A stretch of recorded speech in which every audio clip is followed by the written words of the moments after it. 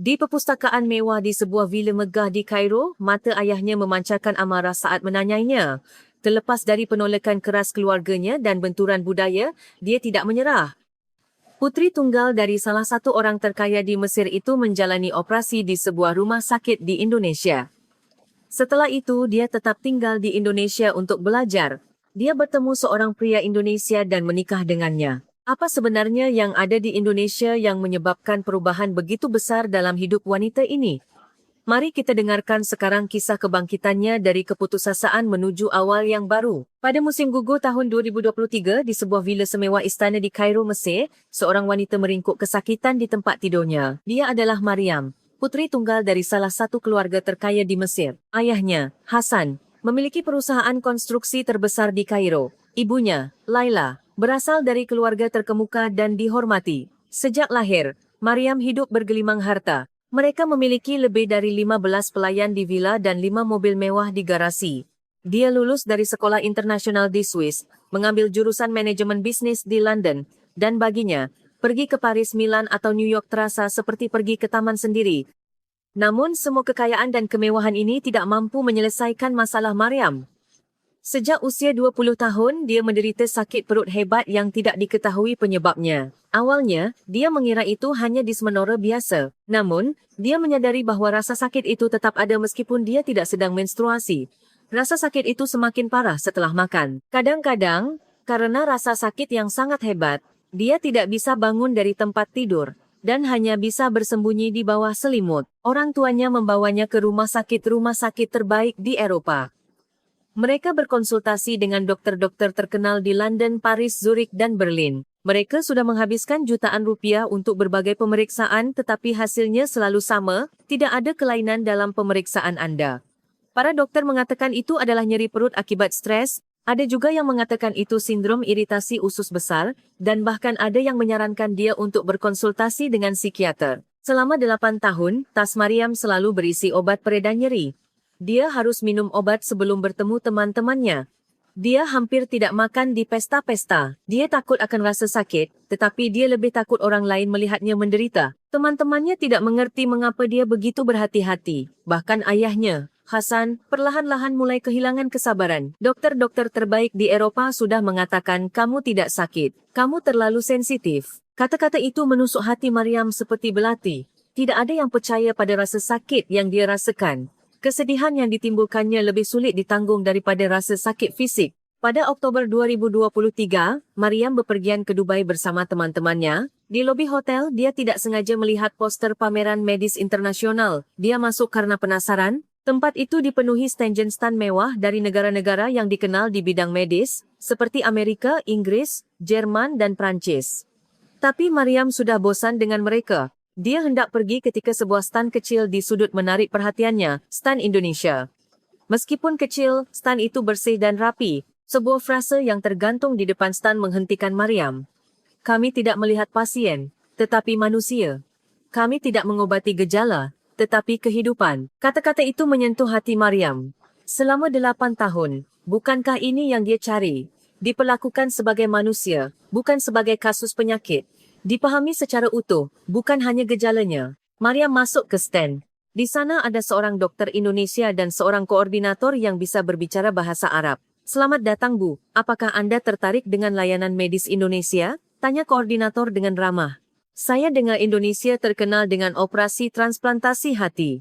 Bagaimana dengan bidang lain? Tanya Mariam terus terang. Ini saja yang dia tahu tentang Indonesia. Koordinator tidak marah. Sebaliknya, dia dengan sabar menjelaskan. Banyak yang memiliki anggapan seperti itu. Tapi Indonesia adalah kelas dunia di semua bidang medis.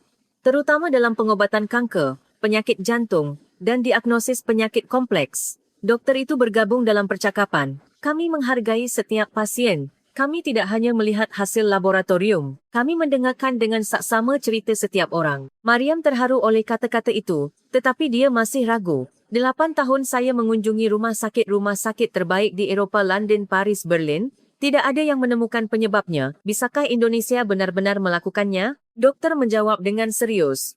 Saya tidak bisa menjanjikan, tetapi cara kami melihat masalah berbeda. Kami menggabungkan ketepatan pengobatan barat dan pendekatan holistik timur. Yang terpenting, kami percaya bahawa rasa sakit yang dirasakan pasien selalu memiliki alasan. Kami tidak menyerah. Kata-kata itu meyakinkan Mariam sepenuhnya. Sekembalinya ke hotel, dia berpikir sepanjang malam. Indonesia adalah tempat asing baginya. Di Timur Tengah, Indonesia dikenal sebagai produsen elektronik dan penyanyi, bukan sebagai tujuan medis. Tetapi tatapan tulus dokter itu tidak bisa hilang dari pikirannya. Mariam memutuskan untuk mencoba lagi. Ini adalah kesempatan terakhirnya. Keesokan harinya, dia kembali ke pameran dan mengisi formulir aplikasi di stan Indonesia. Keputusan yang bagus, Bu. Setelah seminggu di Jakarta, kami akan menjemput Anda dari bandara dan membantu semua prosesnya, kata koordinator. Sekembalinya ke Kairo, Mariam memberitahu orang tuanya tentang rencananya untuk pergi ke Indonesia. Ibunya Laila dengan hati-hati setuju, tetapi ayahnya Hasan meledak marah. Indonesia, kamu sudah gila? Itu bukan negara maju dalam medis. Itu hanya negara industri baru. Jika rumah sakit terbaik di Eropah tidak menemukan apa-apa, apakah kamu pikir mereka akan menemukan sesuatu di Indonesia? Ayah, beri saya satu kesempatan lagi. 8 tahun di Eropah tidak ada hasilnya. Apa salahnya jika saya mencoba cara lain? Tidak bisa. Kamu hanya akan ditipu di tempat itu. Wisata medis hanya untuk menghasilkan uang. Mereka menipu orang asing untuk membayar mahal. Kalau begitu, saya akan menggunakan uang saya sendiri. Saya tidak akan meminta uang, Ayah. Ini bukan tentang uang. Saya khawatir tentang keselamatan dan kesehatanmu. Bagaimana jika kondisimu semakin parah karena perawatan yang salah di tempat itu? Namun keputusan Mariam sudah bulat. Baginya ini adalah harapan terakhir. Akhirnya Mariam memesan penerbangan tanpa sepengetahuan ayahnya. Dia hanya memberitahu ibunya. Mama, saya harus pergi. Saya tidak tahu mengapa. Tetapi tatapan dokter Indonesia itu tidak bisa hilang dari pikiran saya. Saya merasa ini akan berbeda. Laila memegang tangan putrinya. Baiklah nak, Mama yang akan membujuk ayahmu. Hati-hati dan cepat kembali. Pada awal November 2023, Mariam tiba di Bandara Internasional Soekarno-Hatta. Perjalanan itu memakan waktu hampir 11 jam. Bandara itu lebih besar dan lebih modern dari yang dia bayangkan. Kebersihan dan keteraturannya memberikan kesan pertama yang baik bagi Mariam.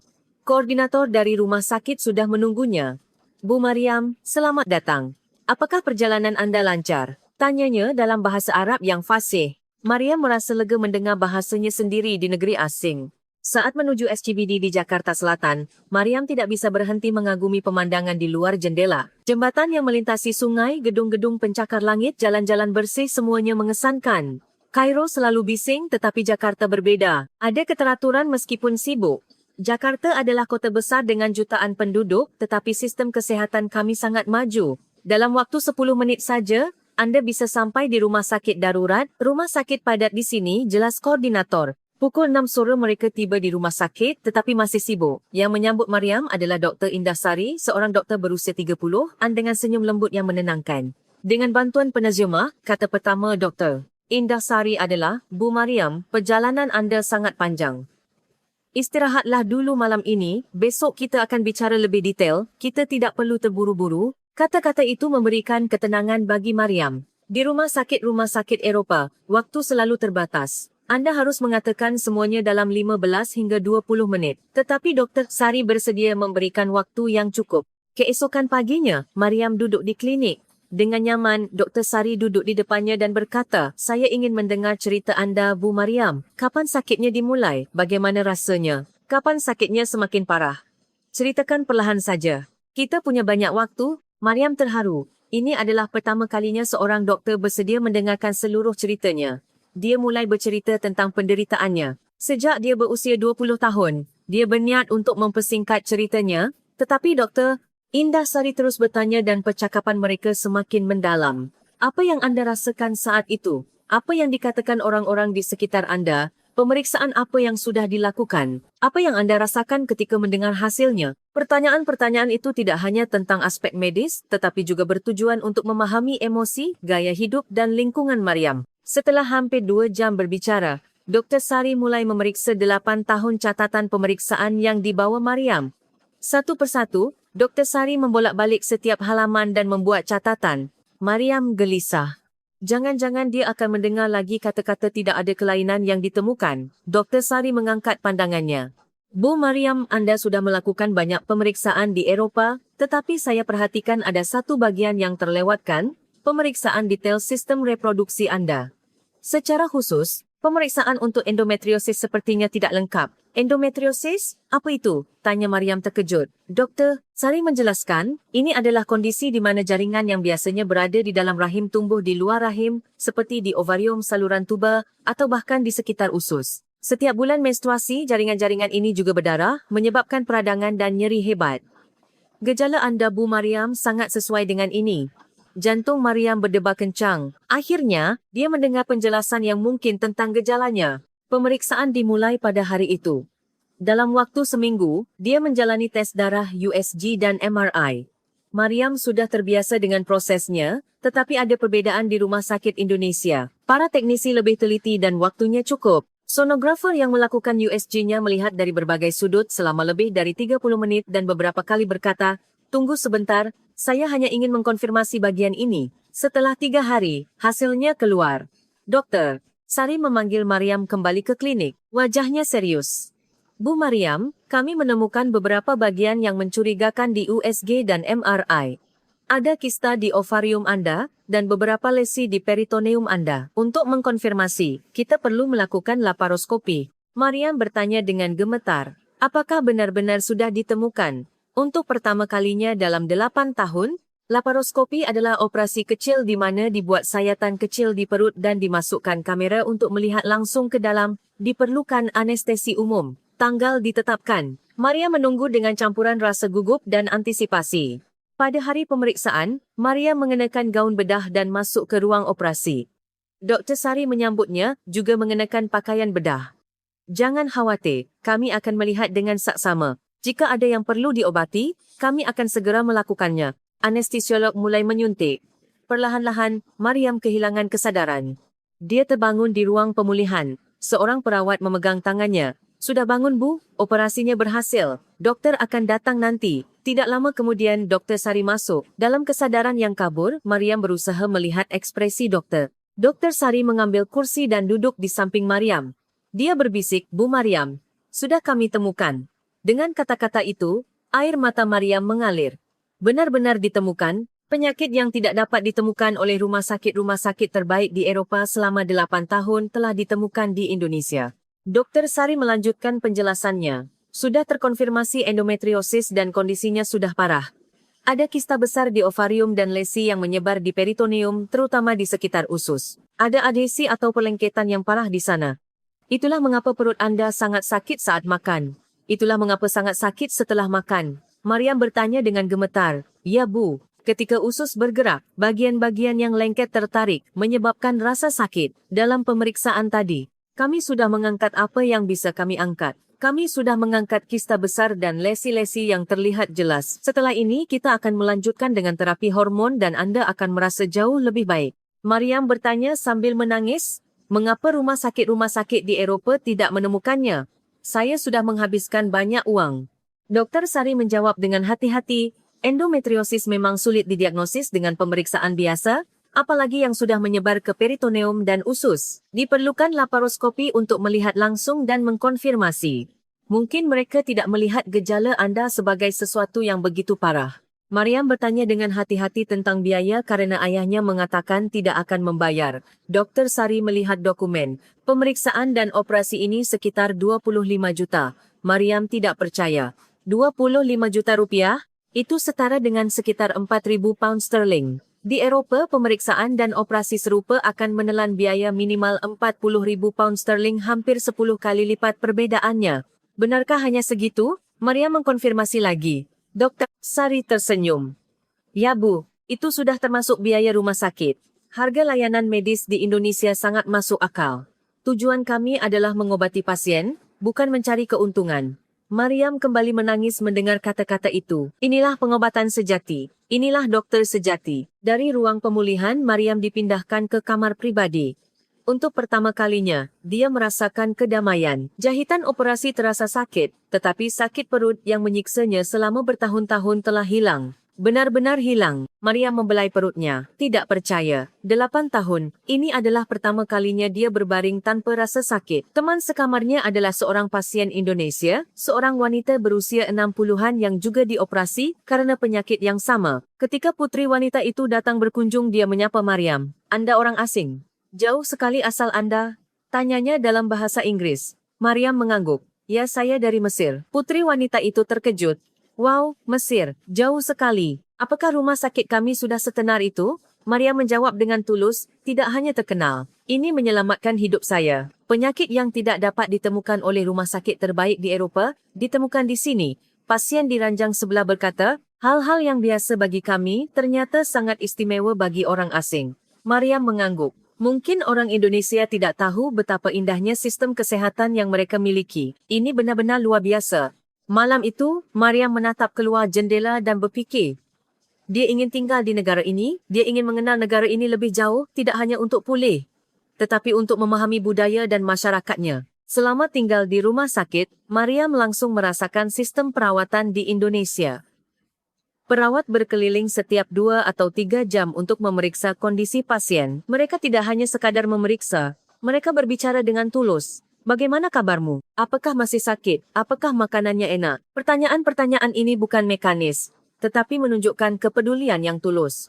Suatu malam, Maryam menangis sendirian. Emosinya meluap 8 tahun penderitaan, kesedihan karena tidak ada yang percaya padanya, dan kelegaan karena akhirnya dia bebas. Perawat shift malam menyadarinya dan mendekat. Mengapa Anda menangis? Apakah ada yang sakit? Maryam menggelengkan kepala.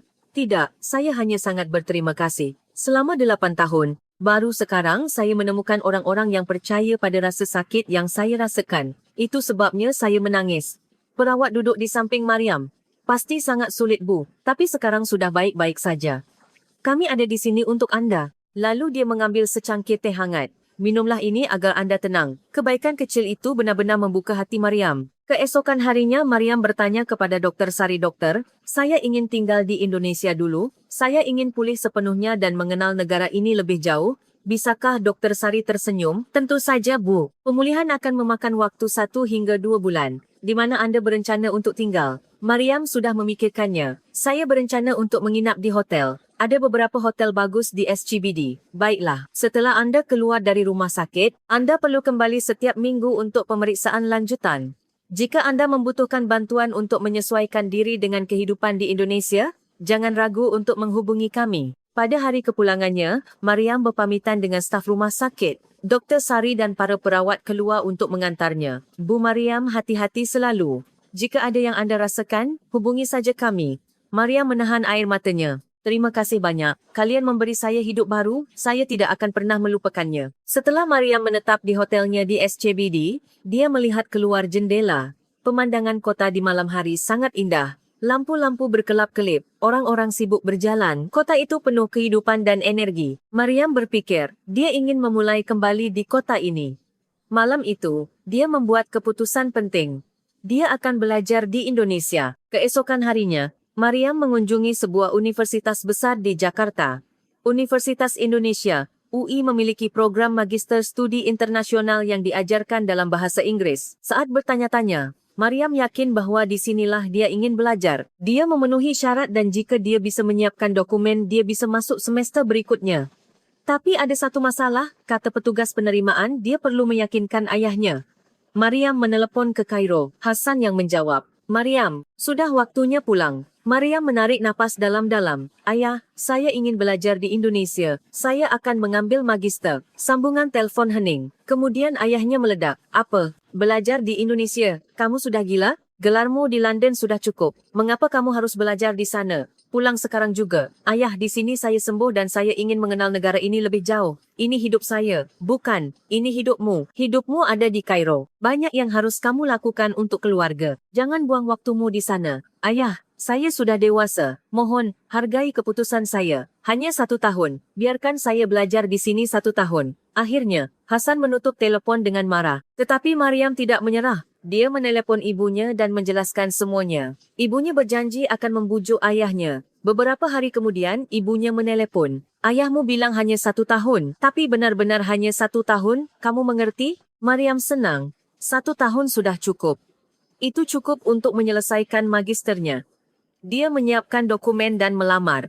2 bulan kemudian, dia menerima surat penerimaan. Pada Maret 2024, Mariam secara resmi menjadi mahasiswa pascasarjana di Indonesia. Kehidupan mahasiswa adalah hal baru baginya. Bertemu dengan mahasiswa dari berbagai belahan dunia membuka dunia baru baginya. Dia mengagumi ketekunan mahasiswa Indonesia, begadang di perpustakaan, dan bekerja sepenuh hati dalam proyek kelompok sangat mengesankan. Suatu hari, saat mencari buku di perpustakaan, Mariam menabrak seorang pria. Buku-buku jatuh ke lantai. Mereka berdua membungkuk untuk mengambilnya. Dan pada saat itu, mata mereka bertemu. Pria itu tampak berusia 30-an dan orang Indonesia. "Maaf, saya tidak melihat jalan," katanya dalam bahasa Inggris yang fasih. Mariam juga meminta maaf. "Tidak, saya yang harus berhati-hati." Pria itu melihat judul buku yang dipegang Mariam, Politik Timur Tengah, topik menarik. "Apakah jurusanmu hubungan internasional?" Mariam mengangguk. "Oh, saya mahasiswa pascasarjana." Pria itu tersenyum. "Saya Budi Santoso, tapi panggil saja Budi. Saya seorang profesor di Departemen Ilmu Politik di sini." Begitulah kisah mereka dimulai. Budi telah menyelesaikan gelar doktornya di universitas di Indonesia dan sekarang menjadi asisten profesor. Karena spesialisasinya adalah politik Timur Tengah, mereka memiliki banyak hal untuk dibicarakan dengan Mariam. Beberapa hari kemudian, Budi mengajak Mariam minum kopi. "Saya ingin berbicara lebih banyak tentang politik Timur Tengah. Apakah Anda punya waktu?" Di sebuah kedai kopi dekat kampus, mereka melakukan percakapan serius pertama mereka. Pengetahuan Budi tentang sejarah modern Mesir sangat luas, dan bagi Mariam, pandangannya baru. "Mengejutkan bahwa ada orang Indonesia yang memiliki pengetahuan seluas ini tentang Mesir," kata Mariam. Budi tersenyum. "Disertasi doktor saya adalah tentang gerakan demokratisasi di Timur Tengah. Saya juga mempelajari musim semi Arab di Mesir." Dalam percakapan mereka, Mariam merasa bahwa Budi tidak hanya cerdas, tetapi juga benar-benar tertarik untuk memahami orang-orang Timur Tengah. Pandangannya tidak bias dan penuh hormat. Budi juga tertarik pada Mariam. Kecerdasannya, kepribadiannya yang terus terang, dan yang terpenting, cintanya yang tulus pada Indonesia sangat menarik.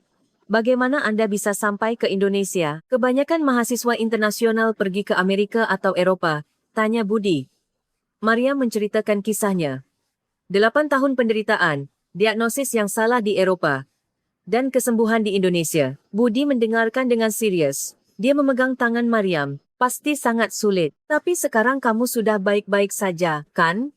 Mariam mengangguk. "Ya, Indonesia menyelamatkan saya. Jadi saya ingin mengenal negara ini lebih jauh." Budi tersenyum. "Untuk benar-benar mengenal Indonesia, Anda harus belajar bahasa Indonesia. Mau saya ajari?" Dan begitulah Budi menjadi guru bahasa Indonesia Mariam. Mereka bertemu 2 hingga 3 kali seminggu. Tentu saja, mereka tidak hanya belajar. Mereka juga makan bersama dan jalan-jalan. Budi membawa Mariam ke Monas, Kota Tua, dan Grand Indonesia. Tetapi yang lebih berkesan baginya adalah tempat-tempat yang dikunjungi orang-orang biasa, pasar, warung kecil, dan Ancol di tepi Teluk Jakarta. Inilah Indonesia yang sebenarnya. Di sinilah Anda bisa melihat kehidupan nyata orang Indonesia, lebih dari sekadar tempat wisata mewah, kata Budi. Mariam setuju. Mereka makan sate di sebuah pujasera di Blok M, minum es teh sambil makan cumi bakar di tepi laut, dan merasakan hiruk pikuk menyenangkan di sebuah pasar malam. Perlahan-lahan, Mariam merangkul budaya Indonesia. Hubungan mereka berkembang secara alami. Dimulai sebagai teman, tetapi seiring waktu, mereka memiliki perasaan khusus satu sama lain. Suatu sore di musim semi, saat berjalan di Ancol, Budi bertanya dengan hati-hati, "Mariam, boleh saya bertanya?" Mariam mengangguk. "Apa saja, bolehkah saya mendekatimu?" Wajah Budi memerah. Tidak seperti profesor berusia 33 tahun. Dia sangat malu. Mariam tersenyum. "Profesor, mengapa Anda gugup?" Budi menjawab dengan serius. "Karena kamu istimewa. Mariam, kamu adalah orang paling istimewa yang pernah saya temui." Jantung Mariam berdebar kencang. Sejujurnya, dia juga menyukai Budi. Namun, dia memiliki kekhawatiran. Budaya yang berbeda, agama yang berbeda, dan yang terpenting, ayahnya pasti tidak akan setuju. Tetapi pada saat itu, Mariam memutuskan, untuk sekali ini, dia akan mengikuti kata hatinya. "Ya, saya bersedia." Wajah Budi berseri-seri mendengar jawaban Mariam. Malam itu, mereka berjalan bergandengan tangan di tepi laut. Daun-daun menari di angin. Air berkilauan. Mariam berpikir, ini mungkin cinta. kehangatan yang dia rasakan di hatinya. Namun masa bahagia itu tidak berlangsung lama. Sebulan kemudian ibunya menelepon dari Kairo, "Mariam, ayahmu melihat fotomu. Kamu bersama seorang pria bergandengan tangan." Mariam gelisah. Sepertinya ada yang memotret dan mengirimkannya ke ayahnya. Mereka punya kenalan di Kairo yang juga ada di Jakarta. "Mama, saya..." Mariam mencoba menjelaskan, tetapi ibunya menyela. "Ayahmu menyuruhmu pulang sekarang. Kalau tidak, dia akan memutus semua tunjanganmu." Meskipun Mariam punya uang sendiri, dia tidak menyangka ayahnya akan melakukan ini. "Mama, saya sudah bertemu orang yang saya cintai. Dia orang baik." Ibunya menghela napas. "Saya tahu nak, tapi kamu tahu bagaimana keluarga kita. Pria yang akan kamu nikahi sudah dipilih. Dia anak dari keluarga terkemuka di Kairo. Ayahmu sudah lama sepakat." Mariam terkejut. Dia sudah punya tunangan tanpa dia ketahui. "Saya tidak mau. Saya ingin menikah dengan orang yang saya cintai." Mariam berkata dengan keras. Ibunya menjawab dengan cemas. "Mariam, bagaimana kamu akan hidup jika kamu menikah dengan orang Indonesia itu? Kamu tidak akan bisa kembali ke Mesir. Keluarga kita akan mengusirmu. Apakah itu yang benar-benar kamu inginkan?" Mariam tidak bisa menjawab. Sejujurnya, dia belum memikirkannya sedalam itu. Apa artinya menikah dengan Budi? Apa konsekuensi konkretnya? Dia belum memikirkannya. Setelah menutup telepon, Mariam menangis lama. Mengapa begitu sulit? Dia hanya ingin bersama orang yang dia cintai. Mengapa harus begitu rumit? Haruskah dia memberitahu Budi? Dia tidak ingin Budi khawatir. Tetapi dia tahu dia tidak bisa menyembunyikannya. Keesokan harinya, dia menceritakan semuanya, penolakan ayahnya, perjodohan. Budi mendengarkan dengan tenang. Kemudian dia memegang tangan Mariam. "Mariam, saya sangat mencintaimu, tetapi saya tidak ingin kamu kehilangan keluargamu. Pikirkan baik-baik dulu. Saya akan menunggu." Mariam semakin menangis karena kematangan Budi. Dia bertemu orang sebaik ini. Mengapa harus rumit? Malam itu, Mariam tidak bisa tidur. Haruskah dia mengikuti ayahnya atau kata hatinya? Haruskah dia pulang ke Mesir dan menikah dengan pria yang tidak dia kenal? Atau tetap di Indonesia bersama Budi? Ini adalah keputusan tersulit dalam hidupnya. Selama seminggu, Mariam tidak bisa tidur dan hampir tidak makan. Setiap hari Budi menatapnya dengan khawatir, tetapi dia tidak mendesaknya. Dia memberi Mariam waktu untuk memutuskan. Suatu hari, Mariam mengunjungi Dr. Sari. Meskipun dia memiliki pemeriksaan rutin, kenyataannya dia ingin meminta nasihat. Setelah konsultasi, Mariam menceritakan situasinya. Dr. Sari mendengarkan dengan tenang. Kemudian dia berkata, "Bu Mariam, sulit untuk memberikan nasihat karena itu hidup Anda. Tapi saya hanya akan mengatakan satu hal. Anda pernah menderita karena Anda mengabaikan sinyal tubuh Anda. Semoga kali ini, Anda tidak mengabaikan sinyal hati Anda." Kata-kata itu menyentuh hati Mariam. Benar. Selama 8 tahun, tubuhnya memberikan sinyal sakit. Tetapi tidak ada yang percaya. Sekarang, hatinya yang memberikan sinyal.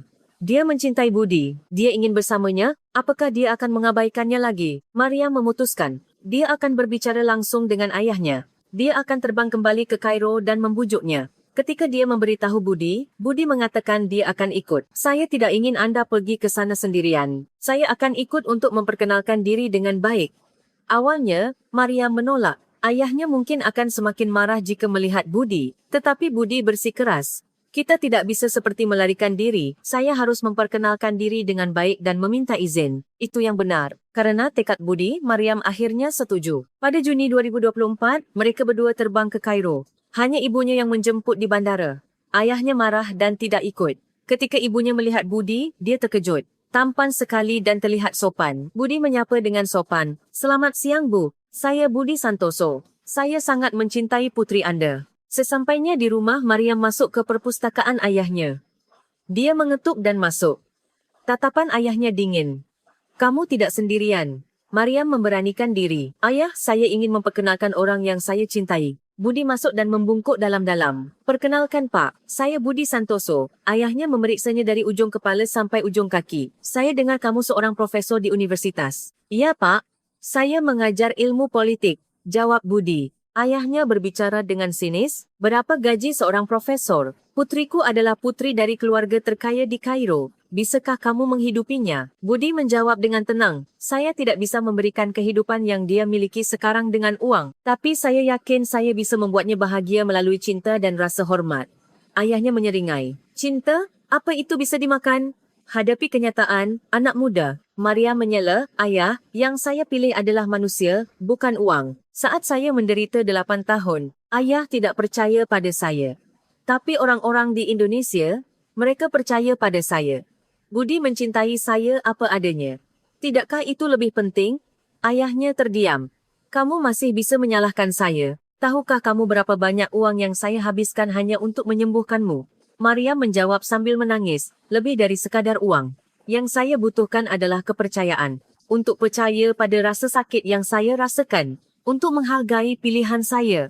Bukankah itu cinta sejati? Karena kata-kata itu, ayahnya tidak bisa berkata-kata. Setelah keheningan yang panjang, dia berkata dengan dingin, baiklah, lakukan sesukamu, tapi aku tidak akan menerimanya. Aku tidak akan datang ke pernikahanmu dan aku tidak akan memberikan sepeser pun. Cukup? Maria menyeka air mata dan mengangguk. Ya, ayah. Yang saya inginkan adalah restu Anda, bukan kekayaan. Tapi jika saya tidak bisa mendapatkannya, tidak ada yang bisa saya lakukan. Ayahnya berdiri dan pergi. Sebelum keluar, dia berkata, tinggalkan rumah ini sebelum pagi. Malam itu ibunya masuk ke kamar Mariam. Nak, apakah kamu benar-benar yakin tentang ini? Mariam mengangguk, ya Mama. Kali ini saya ingin mengikuti kata hati saya. Ibunya memeluk Mariam. Mama akan selalu ada untukmu. Ayahmu juga akan mengerti suatu hari nanti. Kita tunggu saja. Keesokan paginya, Mariam dan Budi berkemas.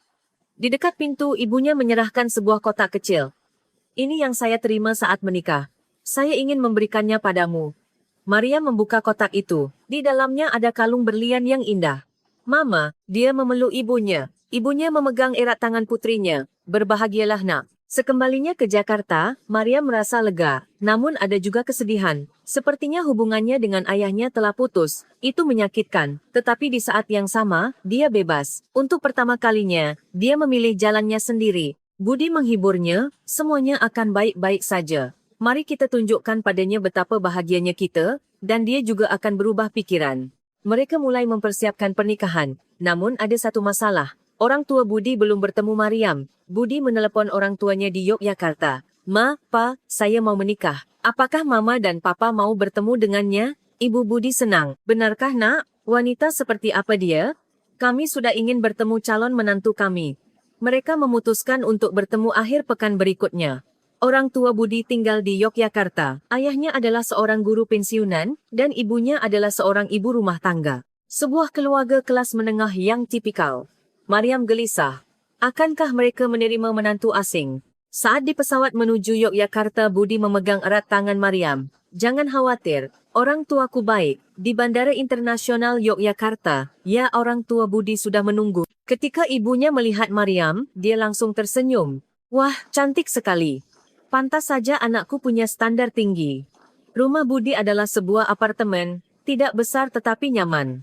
Meja penuh dengan makanan lezat yang disiapkan ibunya, karena kamu orang asing. Saya tidak tahu apa yang kamu suka, jadi saya masak berbagai hidangan. Katakan saja jika kamu tidak suka ya. Mariam terharu oleh kebaikan ibunya. Saat makan, ayah Budi bertanya, Mariam, bagaimana kalian bertemu dengan Budi ini? Maria menceritakan semuanya, dari bertabrakan di perpustakaan hingga penyakitnya, dan alasan dia datang ke Indonesia. Ibu Budi mendengarkan sambil menangis. Kasihan sekali kamu, tapi syukurlah kamu sembuh di rumah sakit di negara kami. Ayahnya bertanya dengan serius, bagaimana dengan masalah agama? Apakah kamu Muslim, Mariam? Maria mengatakan jawaban yang telah dia siapkan. Ya Pak, saya Muslim. Tapi apapun agama Budi, saya akan menghormatinya. Selama kita menghormati kepercayaan masing-masing, saya rasa kita akan baik-baik saja. Budi menyela, saya tidak punya agama tertentu, tapi saya akan menghormati agama Mariam. Jika kita punya anak, kita akan mengajarkan mereka kedua keyakinan. Yang terpenting adalah cinta dan rasa hormat satu sama lain, bukan? Ayah Budi mengangguk. Benar, begitulah zaman sekarang. Cinta adalah yang terpenting. Setelah makan, ibunya menarik Mariam ke sebuah kamar. Mariam, sejujurnya, awalnya saya khawatir. Menantu asing, bahasa berbeda, budaya berbeda. Bagaimana nanti? Tapi sekarang setelah saya melihatmu, saya melihat hati yang baik dan kamu benar-benar mencintai Budi kami. Itu sudah cukup. Ibunya mengeluarkan sesuatu dari laci. Sebuah kotak kecil. Ini pemberian dari ibu saya. Dia bilang berikan kepada calon menantu saya. Saya ingin memberikannya padamu, Mariam. Di dalam kotak ada cincin giok. Tidak mewah, tetapi maknanya dalam. Mariam menangis dan memeluk ibunya. Mama, terima kasih. Saya akan berusaha menjadi menantu yang baik. Ibunya membelai punggung Mariam. Kamu yang akan menjaga budi kami ya. Dia agak keras kepala tapi hatinya baik. Kedua wanita itu berbicara lama. Ketika mereka kembali ke ruang tamu, ayah Budi berkata kepada anaknya, "Nak, Mariam orang baik. Jaga dia baik-baik." "Saya beruntung, Pak," jawab Budi. Di pesawat kembali dari Yogyakarta, Mariam menatap keluar jendela. Orang tuanya sendiri menolak, tetapi orang tua Budi menerimanya dengan sepenuh hati. Dunia ini lucu, tetapi baginya sudah cukup ada satu keluarga yang memberikan restu. Pernikahan ditetapkan pada September 2025 di sebuah tempat acara kecil di Jakarta. Ini bukan pernikahan mewah. Tidak ada yang akan datang dari keluarga Mariam. Hanya keluarga dan teman-teman Budi yang akan hadir. Tetapi bagi Mariam itu tidak masalah. Yang lebih penting adalah bersama orang-orang yang benar-benar mencintai mereka. Seminggu sebelum pernikahan, Mariam mengunjungi Dr. Sari untuk menyerahkan undangan. "Doktor, Anda harus datang. Jika bukan karena Anda, saya tidak akan sampai di sini." Dr. Sari menerima undangan itu dan tersenyum. "Saya hanya menyembuhkan penyakit Anda." Mariam menggelengkan kepala. "Tidak, doktor. Anda mengubah hidup saya. Anda tidak hanya mengobati penyakit saya." Suatu malam sebelum pernikahan, Mariam sendirian di kamar hotelnya. Besok dia akan menjadi istri Budi Santoso. Dari menjadi anak orang kaya di Kairo, dia akan menjadi istri seorang profesor biasa di Indonesia. Apakah dia menyesal? Sama sekali tidak. Mariam tersenyum pada cermin. Dia yakin keputusannya benar. Dia akan bahagia. Tiba-tiba ada ketukan di pintu. Siapa itu? Saat dia membuka, ibunya berdiri di sana. "Mama." Mariam memeluk ibunya dengan terkejut. "Bagaimana Mama bisa sampai di sini?" Ibunya menjawab sambil menangis. "Putriku akan menikah. Bagaimana mungkin aku tidak datang? Aku melarikan diri dari ayahmu." Ibunya membuka sebuah koper besar. Di dalamnya ada gaun pengantin tradisional yang dikenakan oleh nenek Mariam, sebuah gaun tradisional yang sangat indah dari Mesir. "Pakai ini di pernikahanmu. Jangan lupakan asal-usulmu." Mariam menangis dan memeluk ibunya. "Terima kasih, Mama." "Terima kasih banyak." 15 September 2025. Hari pernikahan Mariam tiba. Tempat acaranya tidak besar tetapi penuh kehangatan dan cinta. Para tamu perlahan-lahan berdatangan. Keluarga Budi, teman-teman, rekan-rekan dari universitas, dan teman-teman Mariam dari pasca sarjana. Dokter, Sari dan beberapa perawat yang merawatnya juga datang. Kejutan terbesar datang sebelum upacara dimulai. Pintu venue terbuka dan seorang pria masuk. Ayah Mariam, Hasan. Mariam menatap ayahnya dengan tidak percaya. Wajahnya serius. "Putriku akan menikah." Tidak mungkin ayahnya tidak ada. Di sampingnya ada ibunya, tersenyum. Sepertinya ibunya membujuk ayahnya tadi malam.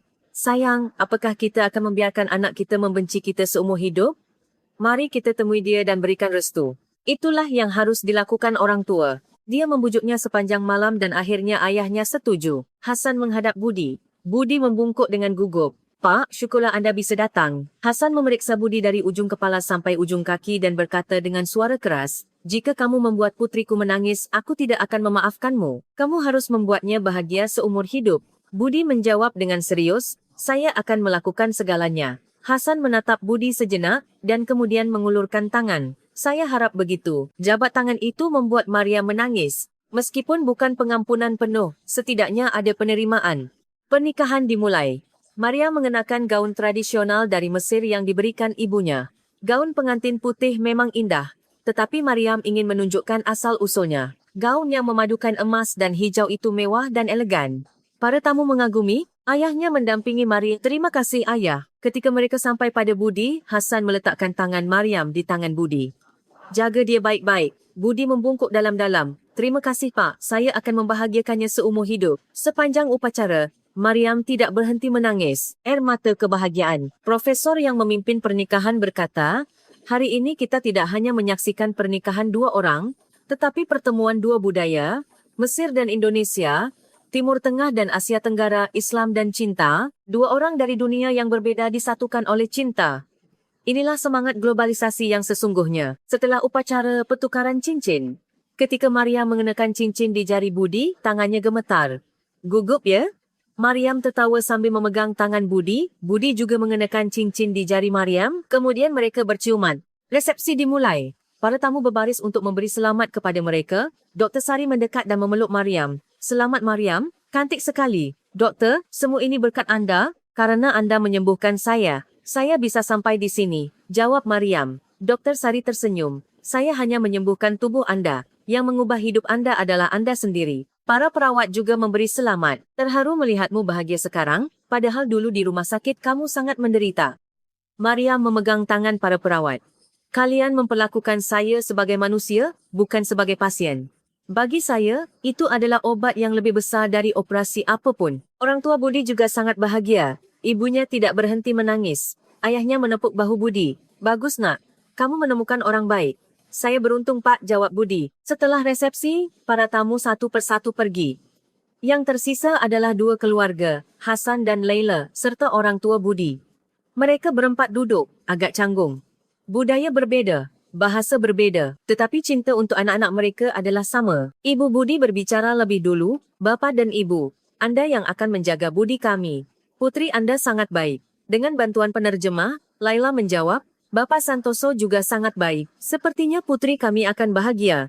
Hati saya sudah tenang. Kedua ibu itu berpegangan tangan. Hasan pun terpaksa mengakui, Bapak Santoso, sampai sekarang saya masih menolak karena khawatir pada putri saya. Tapi sekarang setelah saya melihat Anda, saya pikir Anda adalah orang yang bisa dipercaya.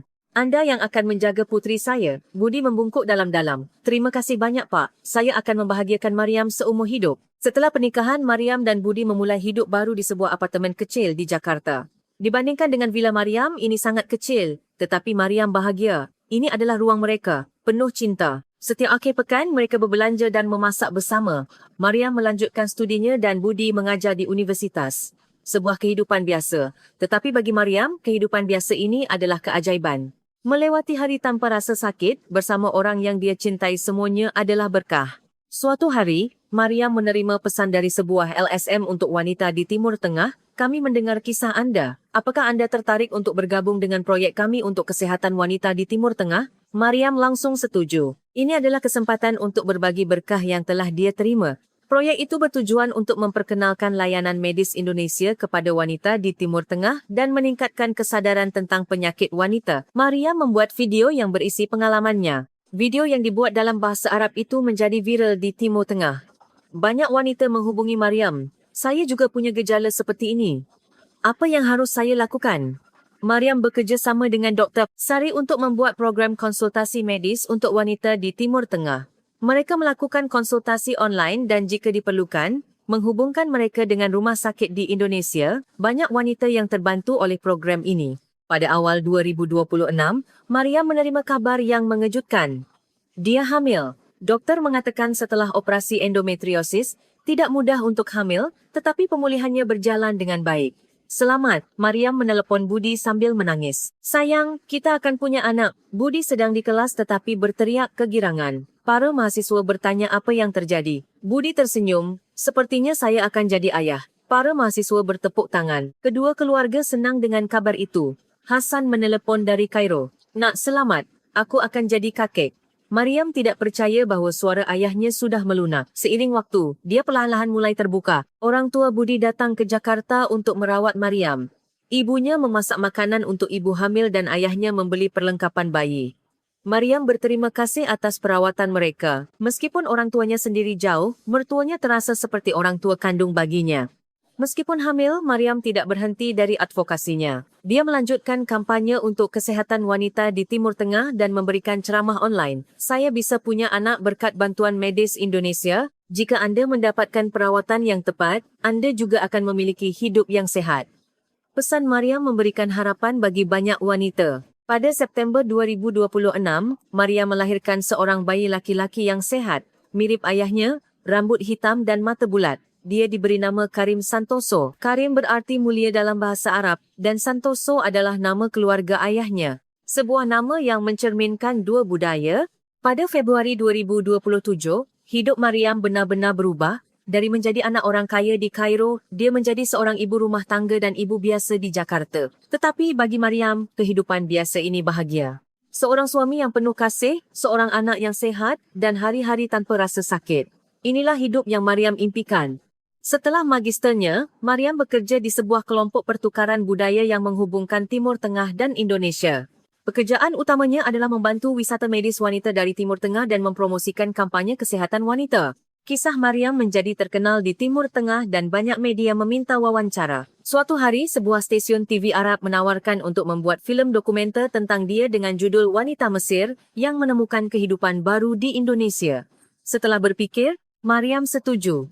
Jika pengalamannya dapat membantu lebih banyak orang, dia bersedia membagikannya. Tim produksi tiba di Jakarta dan merekam kehidupan sehari-hari Mariam selama seminggu. Dia bangun dan sarapan bersama keluarga, pemeriksaan di rumah sakit, konsultasi online dengan wanita di Timur Tengah, dan malamnya bersama Budi dan Karim kehidupan biasa namun bahagia.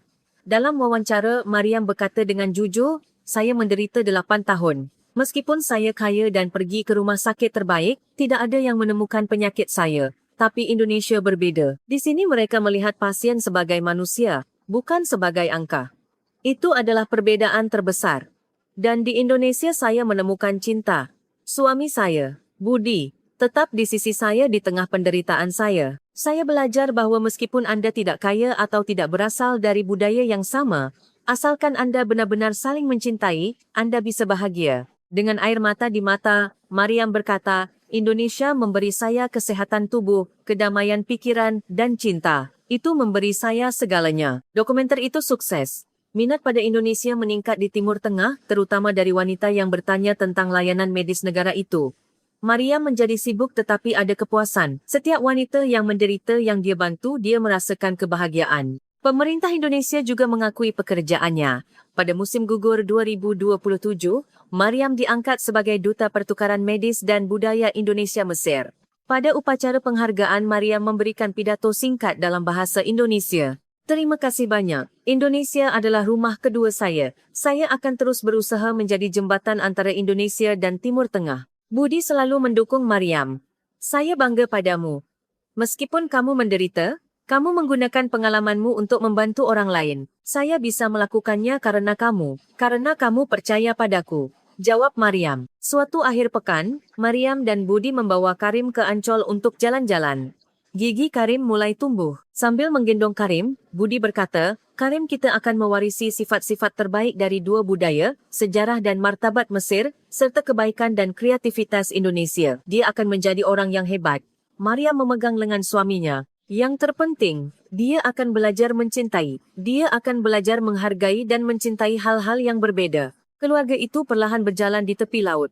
Matahari terbenam sangat indah. Teluk Jakarta tenang. Malam itu, sekembalinya ke rumah, Mariam menulis di jurnalnya.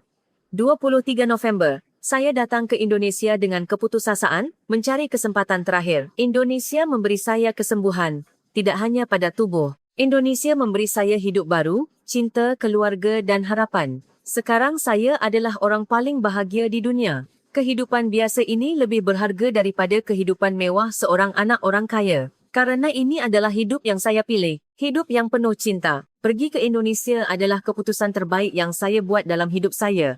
Mariam menutup jurnalnya dan melihat keluar jendela. Lampu-lampu Jakarta berkilauan. Di suatu tempat di kota ini, pasti ada orang-orang yang menderita seperti dia dulu, kehilangan harapan. Mariam memutuskan untuk menjadi seseorang yang akan memberikan harapan kepada mereka. Budi masuk dari kamar Karim. "Apa yang kamu pikirkan?" Mariam tersenyum. "Saya berpikir betapa beruntungnya kita dan saya memutuskan untuk berbagi berkah ini." Budi memegang tangan Mariam. "Bersama-sama kita berdua." "Tidak, kita bertiga sekarang, kita akan melakukan banyak kebaikan bersama." Mariam memegang erat tangan suaminya.